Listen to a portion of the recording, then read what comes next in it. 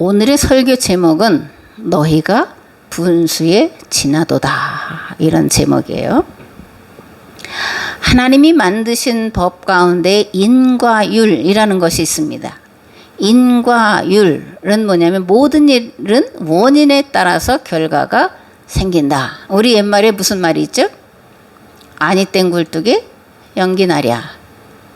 콩 심은 데 콩 나고 팥 심은 데 팥 난다. 이게 인과율을 아주 쉽게, 그리고 재미도 좀 있는 격언으로 만들어 놓은 그런 겁니다. 이런 인과율은 하나님과 그리고 심판을 이해하는 데 있어서 아주 중요한 개념이에요. 우리는 하나님을 주로 심판하시는 분으로 생각을 하죠. 그죠? 왜냐하면 성경에 그렇게 많이 나와 있기 때문에.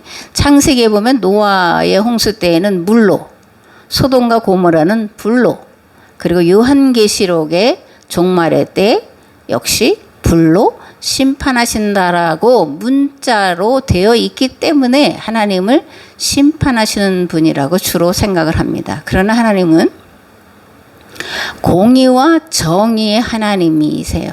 그리고 하나님의 공의는 행한 대로, 심은 대로, 즉 법대로 판단하시는 분이라는 그런 뜻입니다. 그렇다면 하나님의 심판 기준은 뭘까? 마태복음 25장 31절에서 46절에 하나님의 심판 기준, 인과율에 대해서 우리에게 잘 말씀을 해주고 있습니다.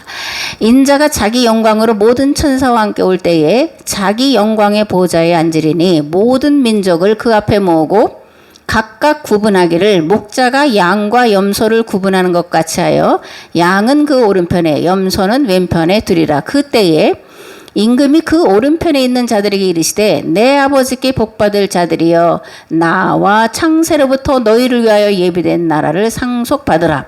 내가 줄일 때에 너희가 먹을 것을 주었고 목마를 때에 마시게 하였고 나그네 되었을 때에 영접하였고 헐벗었을 때에 옷을 입혔고 병들었을 때에 돌아보았고 옥에 갇혔을 때에 와서 보았느니라.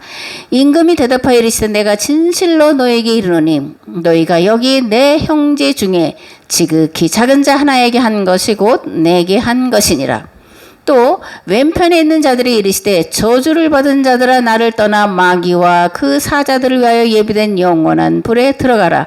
내가 줄일 때에 너희가 먹을 것을 주지 아니하였고 목마를 때에 마시게 하지 아니하였고 나그네 되었을 때에 영접하지 아니하였고 헐벗었을 때에 옷 입히지 아니하였고 병들었을 때와 옥에 갇혔을 때에 돌보지 아니하였느니라. 임금이 대답하여 이르되 내가 진실로 너에게 이르노니 이 지극히 작은 자 하나에게 하지 아니한 것이 곧 내게 하지 아니한 것이니라 하시리니 그들은 영벌에 의인은 영생에 들어가리라 하시니라. 아멘. 지극히 작은 자에게 행했느냐 행하지 않았느냐에 따라서 왼편과 오른편으로 영생과 영벌로 나누어진다라는 거예요. 행한 대로 판단하시고 심판하신다라는 그런 말씀입니다.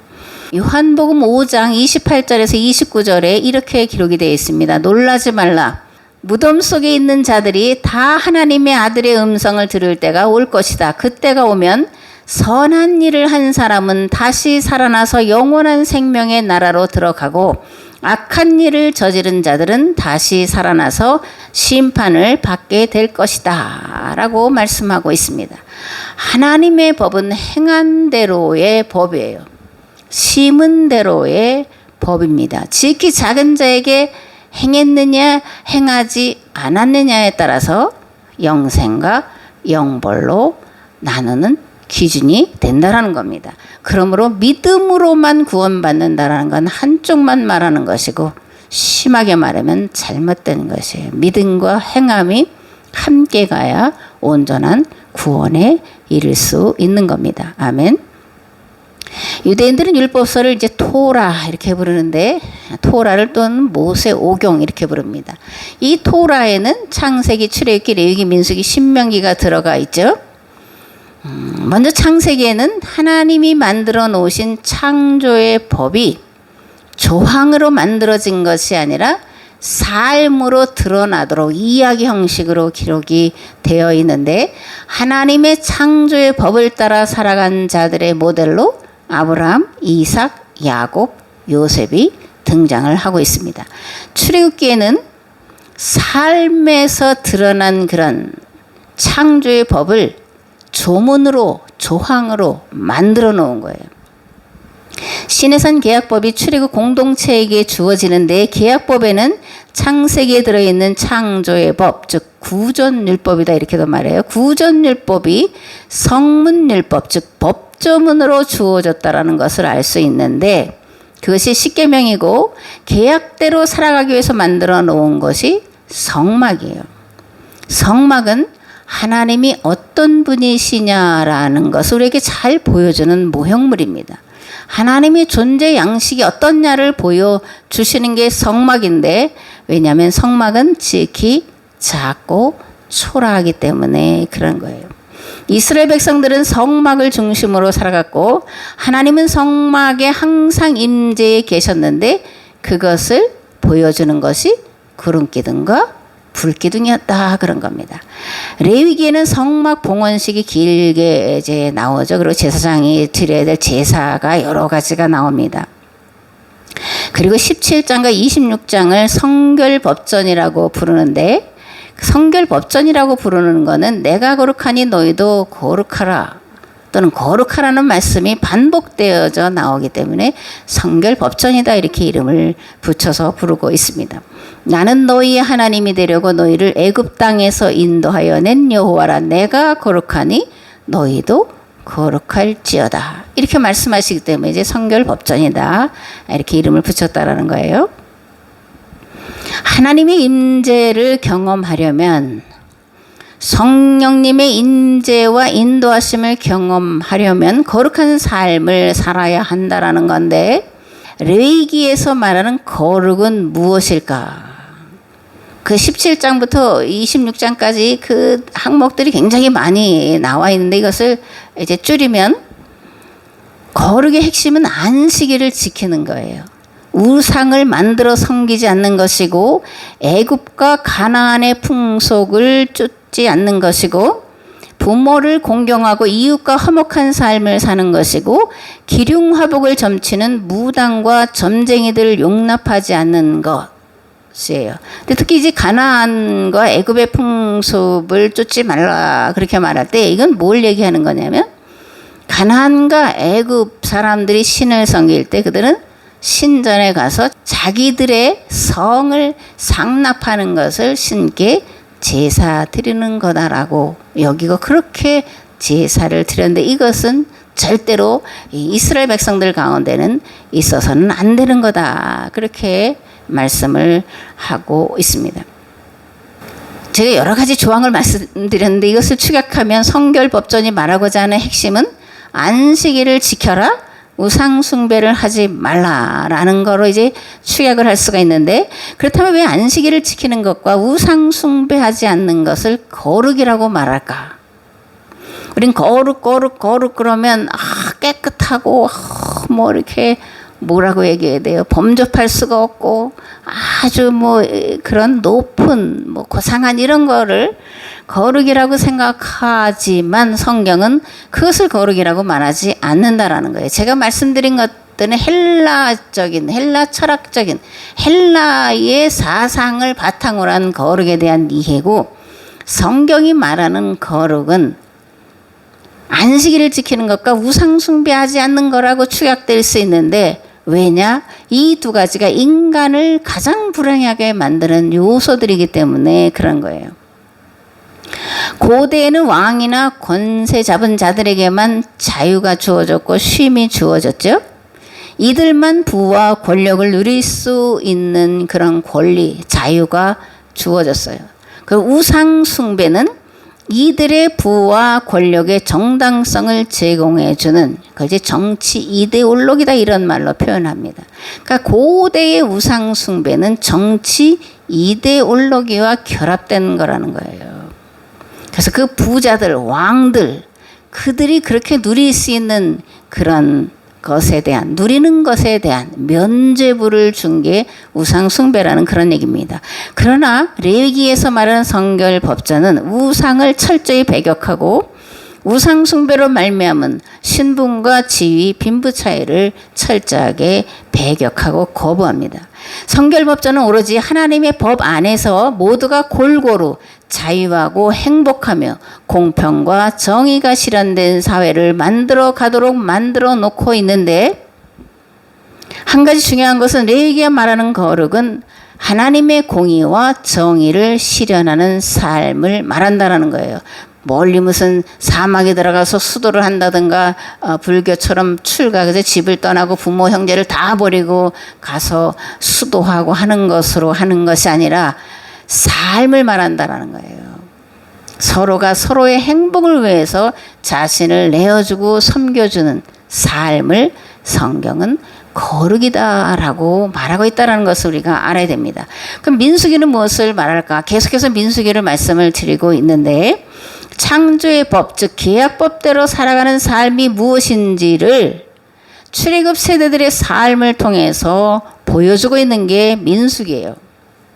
그래서 계약법대로 살기 위해서 가장 먼저 해야 할 것이 있는데 자기 자리 찾기다. 그죠? 민수기의 다른 이름은 자기 자리 찾기다. 이렇게 말씀을 드렸는데 자기 자리 찾는 거예요.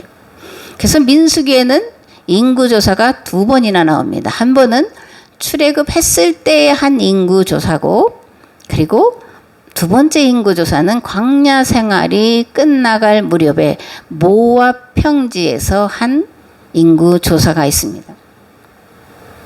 이 두 번째 인구조사를 통해서 볼 수 있는 건 출애굽 1세대가 광야에서 다 죽어갔고 광야 생활이 끝이 나고 이제는 가나안 땅으로 들어갈 때가 됐다라는 것을 보여주는 것으로 인구조사를 하고 있는 것을 볼 수가 있는데, 출애굽 1세대가 죽은 건 자기 자리를 떠났기 때문이다. 그런 겁니다. 자기 분수를 지키지 않았기 때문이다. 이렇게 민수기가 말을 하고 있습니다. 아멘.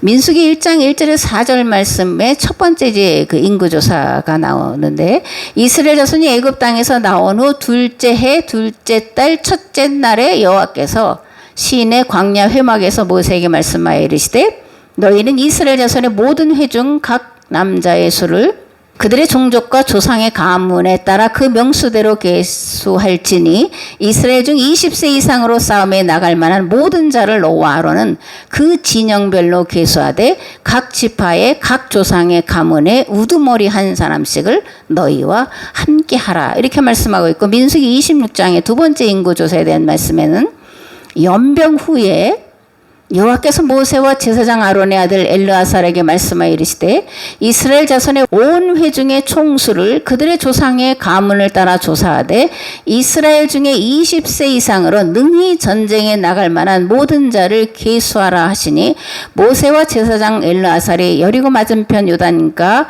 모압 평지에서 그들에게 전하여 이르되, 여호와께서 애굽 땅에서 나온 모세와 이스라엘 자손에게 명령하신 대로 너희는 20세 이상 된 자를 계수하라 하니라. 아멘. 여기 26장에 이제 연병 후에 이런 말씀이 있는데, 참고로 말씀드리면 이 연병 후에라는 거는 뭐냐면, 이스라엘 백성들이 모압 평지 시딤이라는 곳에 머물러 있었는데, 그 시딤에서 미디안 족장 수루의 딸 고수비라는 얘기 들어보셨죠? 고수비가 시므온 족장 중에 한 사람인 시므리를 유혹을 해요. 그래서 어떻게 하냐면 바알 제사를 드리는 곳으로 데려가서 바알을 섬기도록 만듭니다. 그래서 이 사건으로 해서 24,000명이 죽어요. 왜 고수비 사건으로 24,000명이나 죽었고 또 이들은 누군가? 그래서 이것도 궁금하죠? 이 24,000명은 시므리가 범한 죄를 그들도 같이 범한 자들을 말해요. 지파의 족장이 바알을 앞장서서 섬기자 이에 동조하여 바알을 숭배한 자가 24,000명이나 되었다는 거고, 연병이 퍼져서 죽었다라는 겁니다. 연병은 24,000명이 그 바알 신전에 가서 혼음을 했는데 그 사이에서 일어난 요즘 말하면 성병이에요. 24,000명이 하루에 죽었다라는 얘기입니다. 나 하나쯤, 나 하나쯤이야. 뭐 나 하나쯤 빠지면 뭐 어때? 나 하나쯤 안 하면 어때? 이런 생각을 예수를 그리스도로 믿는 자들은 버려야 돼요. 나 하나 때문에 수많은 사람이 죽을 수 있다는 생각을 가지고 경건하고 진실하고 신실한 삶을 살기를 힘쓰고 애써야 됩니다. 특히 지도자라고 생각하는 자들은 정신을 똑바로 차리고 근신하며 경계하기를 게을리 하지 말아야 할 줄 믿습니다. 아멘. 오늘 함께 나눌 말씀 민수기 16장 1절에서 25절인데 봉독을 하겠습니다. 레위의 증손 고핫의 손자 이스라엘의 아들 고라와 루벤 자손 엘리압의 아들 다단과 아비람과 벨렛의 아들 온이 당을 짓고 이스라엘 자손 총회에서 택함을 받은 자 곧 회중 가운데에서 이름 있는 지휘관 250명과 함께 일어나서 모세를 거스르니라. 그들이 모여서 모세와 아론을 거슬러 그들에게 이르되 너희가 분수에 지나도다. 회중이 다 각각 거룩하고 여호와께서도 그들 중에 계시거늘 너희가 어찌하여 여호와의 총에 의해 스스로 높이느냐. 모세가 듣고 엎드렸다가 고라와 그의 모든 무리에게 말하 이르되 아침에 여호와께서 자기에게 속한 자가 누구인지 거룩한 자가 누구인지 보이시고 그 사람을 자기에게 가까이 나오게 하시되 곧 그가 택하신 자를 자기에게 가까이 나오게 하시리니 이렇게 하라. 너 고라와 내 모든 무리는 향로를 가져다가 내일 여호와 앞에서 그 향로에 불을 담고 그 위에 향을 두라. 그때 여호와께서 택하신 자는 거룩하게 되리라. 레위 자손들아 너희가 너무 분수에 지나치느니라. 모세가 또 고라에게 이르되 너희 레위 자손들아 들으라. 이스라엘의 하나님이 이스라엘 회중에서 너희를 구별하여 자기에게 가까이 하게 하사 여호와의 성막에서 봉사하게 하시며 회중 앞에 서서 그들을 대신하여 섬기게 하심이 너희에게 작은 일이겠느냐. 하나님이 너와 네 모든 형제 레위 자손으로 너와 함께 가까이 오게 하셨거늘 너희가 오히려 제사장의 직분을 구하느냐. 이를 위하여 너와 너희 무리가 다 모여서 여호와를 거스르는도다. 아론이 어떠한 사람이기에 너희가 그를 원망하느냐. 모세가 엘리압의 아들 다단과 아비람을 부르러 사람을 보냈더니 그들이 이르되 우리는 올라가지 않겠노라. 네가 우리를 젖과 꿀이 흐르는 땅에서 이끌어내어 광야에서 죽이려 함이 어찌 작은 일이기에 오히려 스스로 우리 위에 왕이 되려 하느냐. 이뿐 아니라 네가 우리를 젖과 꿀이 흐르는 땅으로 인도하여 드리지도 아니하고 밭도 포도원도 우리에게 기업으로 주지 아니하니 네가 이 사람들의 눈을 빼려느냐. 우리는 올라가지 아니하겠노라. 모세가 심히 노하여 여호와께 여짜오되 주는 그들의 헌물을 돌아보지 마옵소서. 나는 그들의 나귀 한 마리도 빼앗지 아니하였고 그들 중에 한 사람도 해하지 아니하였나이다 하고 이에 모세가 고라에게 이르되 너와 너의 온 무리는 아론과 함께 내일 여호와 앞으로 나오되 너희는 제각기 향로를 들고 그 위에 향을 얹고 각 사람이 그 향로를 여호와 앞으로 가져오라. 향로는 모두 250개라. 너와 아론도 각각 향로를 가지고 올지니라. 그들이 제각기 향로를 가져다가 불을 담고 향을 그 위에 얹고 모세와 아론과 더불어 회막문에 서니라. 고라가 온 회중을 회막문에 모아놓고 그 두 사람을 대적하려 하매 여호와의 영광이 온 회중에게 나타나시니라. 여호와께서 모세와 아론에게 말씀하여 이르시되 너희는 이 회중에게서 떠나라. 내가 순식간에 그들을 멸하려 하노라. 그 두 사람이 엎드려 이르되 하나님이여 모든 육체의 생명의 하나님이여 한 사람이 범죄하였거늘 온 회중에게 진노하시나이까. 여호와께서 모세에게 말씀하여 이르시되 회중에게 명령하여 이르기를 너희는 고라와 다단과 아비람의 장막 사방에서 떠나라 하라. 모세가 일어나 다단과 아비람에게로 가니 이스라엘 장로들이 따랐더라. 41절에서 50절 말씀도 보겠습니다. 이튿날 이스라엘 자손의 온 회중이 모세와 아론을 원망하여 이르되 너희가 여호와의 백성을 죽였도다 하고 회중이 모여 모세와 아론을 칠 때에 회막을 바라본즉 구름이 회막을 덮었고 여호와의 영광이 나타났더라. 모세 아론이 회막 앞에 이르매 여호와께서 모세에게 말씀하여 이르시되 너희는 이 회중에게서 떠나라. 내가 순식간에 그들을 멸하려 하노라 하시매 그 두 사람이 엎드리니라. 이에 모세가 아론에게 이르되 너는 향로를 가져다가 제단에 불을 그것에 담고 그 위에 향을 피워 가지고 급히 회중에게로 가서 그들을 위하여 속죄하라. 여호와께서 진노하셨으므로 연병이 시작되었음이니라. 아론이 모세의 명령을 따라 향로를 가지고 회중에게로 달려간즉 백성 중에 연병이 시작되었는지라. 이에 백성을 위하여 속죄하고 죽은 자와 산 자 사이에 섰을 때 연병이 그치니라. 고라의 일로 죽은 자 외에 연병에 죽은 자가 14,700명이었더라. 연병이 그치매 아론이 회막문 모세에게로 돌아오니라. 아멘. 범죄한 자가 있고 그 범죄를 대신 짊어지고 하나님 앞에 나가서 기도하는 자가 있고, 하나님은 대신 죄를 짊어지고 나아가 기도한 자의 기도를 들으시고 살아남게 하셨다. 그런 얘기예요. 산 자와 죽은 자 사이에 섰을 때 연병이 퍼져서 죽어가는 그들 가운데로 아론이 들어가서 하나님 앞에 엎드림으로, 모세가 하나님 앞에 엎드림으로 연병이 그쳤다라는 거예요.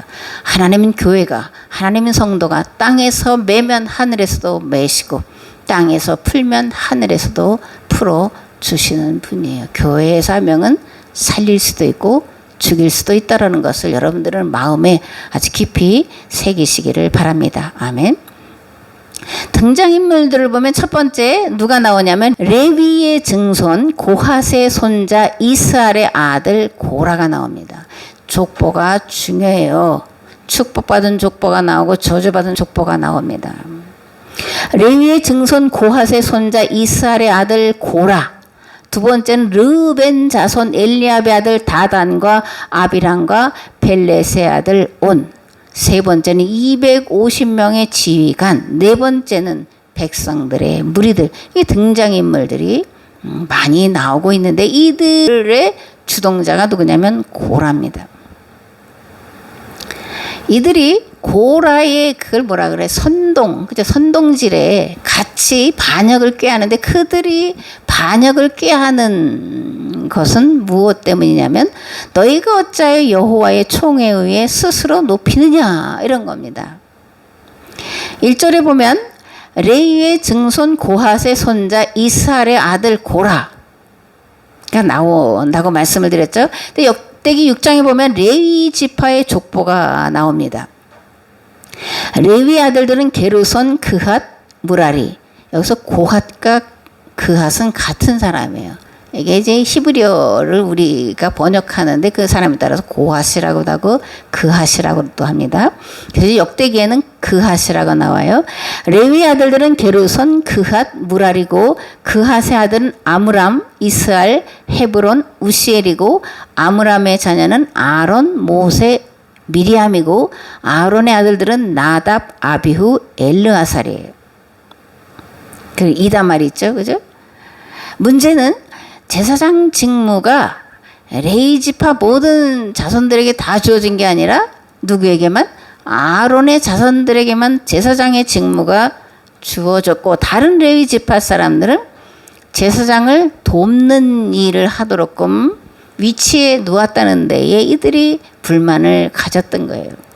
왜 나는 같은 레위가 우리 조상인데 왜 아론의 자손만 제사장이 될 수 있어? 왜 나는 제사장이 될 수 없는데? 라면서 불만을 품고 살다가 반란을 일으키게 됐다라는 거예요. 욕심이 잉태한 즉 죄를 낳고 죄가 자라난 즉 사망을 낳는다. 그죠? 이런 신뢰가 되는 그런 사건이 아닌가 이렇게 생각을 합니다. 그러면 루벤 자손 엘리압의 아들 다단과 아비람 벨렛의 아들 온 이들이 가진 불만은 뭘까? 왜 이들이 불만을 가졌을까? 루벤이 누구죠? 야곱의 12아들 중에 장자예요. 그래서 이들은 우리가 장자인데 그죠? 그러면 이스라엘을 우리가 다스려야 될 거 아니야. 그런데 왜 셋째 아들 레위 지파 사람들이 제사장이 돼서 우리를 다스리라고 하는 거야? 이건 너희들이 분수에 지나쳐. 왜 우리의 권리를 너희들이 빼앗는가? 이런 불만을 품었던 자들이에요. 그러면 250명의 지도자들은 왜 불만을 품었을까? 이들은 각 지파의 대표들이에요. 각 지파에서 유명한 사람, 또는 덕망이 있다라고 말하는 그런 지도자들인데, 이들이 이제 모세와 아론에게 반역을 하는 거죠. 근데 우리가 잘 알아야 될 것은 모세는 하나님께서 택하신 자예요. 그죠? 근데 250명의 각 지파의 지도자들은 누가 뽑았을까? 하나님이 뽑으신 게 아니에요. 하나님이 세우신 자에게 온 이스라엘을 맡아서 훈련시키고 교육시켜서 가나안 땅으로 들여보낼 모세를 대적하는 건 하나님을 대적하는 거였다. 그래서 하나님이 내가 순식간에 그들을 멸하겠다 이렇게 말씀하시고 14,700명이 연병으로 죽는 사건이 일어나는 거예요. 지도자가 서야 될 자리는 어디냐? 높은 데일까? 낮은 데일까? 섬김을 받는 자리일까? 섬기는 자리일까? 선택은 특권일까? 사명일까? 이런 겁니다. 지도자가 서야 될 자리는 가장 낮은 자리예요. 지도자로 불림받았다라는 것은 특권이 아니라 사명이고 무한 책임을 져야 되는 자리라는 것을 우리가 반드시 기억을 해야 됩니다. 아멘. 창세기가 말하는 하나님은 아버지시죠. 그죠? 창세기가 말하는 하나님은 아버지십니다. 이게 주기도문 첫 번째에 나와요. 너희는 이렇게 기도하라. 하늘에 계신 우리 아버지. 그죠? 이렇게 나오죠. 창세기에서 하나님이 창조주이신데 우리를 만드신 아버지라는 것을 예수님이 주기도문에서 이제 선언하고 있는 그런 것인데, 창세기가 말하는 하나님은 아버지이시고 출애굽기가 말하는 여호와 하나님은 자비롭고 은혜롭고 노하기를 더디하시는 분이시고, 민수기의 하나님은 백성들과 자리를 함께 하시는 분, 임마누엘로 이스라엘 가운데 거하시는 분이에요. 아멘. 그런데 우리가 믿고 있고 알고 있는 여호와 하나님은 어떤 분이시냐? 앞에서 말씀드린 것처럼 심판하시고 진노하시는 무서운 하나님. 그죠? 그런 하나님을 우리는 믿고 있고 그렇게 생각을 주로 합니다. 그러나 정작 모세 오경과 예언서들을 통해서 드러나는 하나님은 우리를 사랑하시고 용서하시고 구원하시는 아빠, 아버지시라는 겁니다.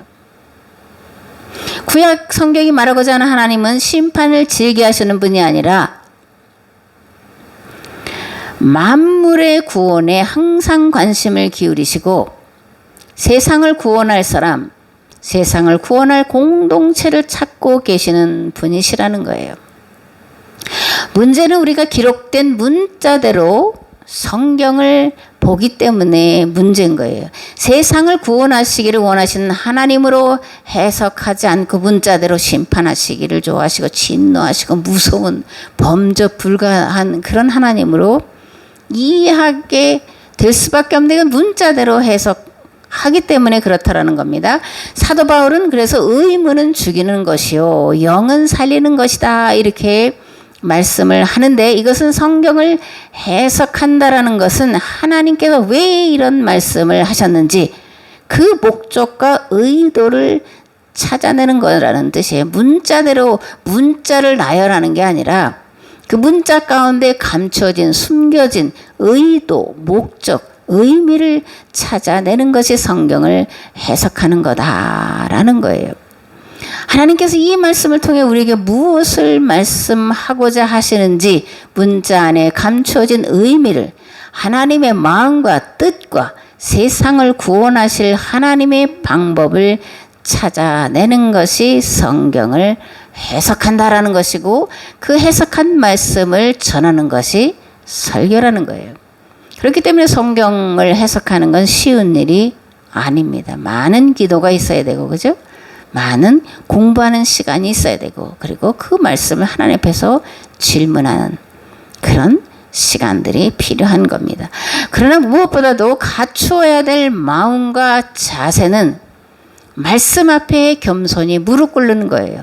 자신을 낮추고 자신을 비우고 오직 성령님의 비추시는 빛 앞에서 두렵고 떨리는 심정으로 자신의 모든 것을 낱낱이 드러내는 겁니다.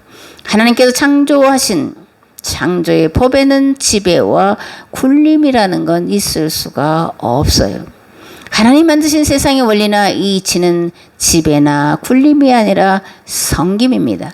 레위기가 말하는 내가 거룩하니 너희도 거룩하라는 말씀은 너도 나처럼 되라는 말씀이고, 또 한 이 말씀은 예수 그리스도처럼 되라고 한 오늘 예배드리는 우리에게 주시는 요청의 말씀인데, 예수 그리스도께서는 죄인인 우리를 사랑하사 구원하시려고 자신을 십자가에서 내어주시기까지 사랑하신 분이에요.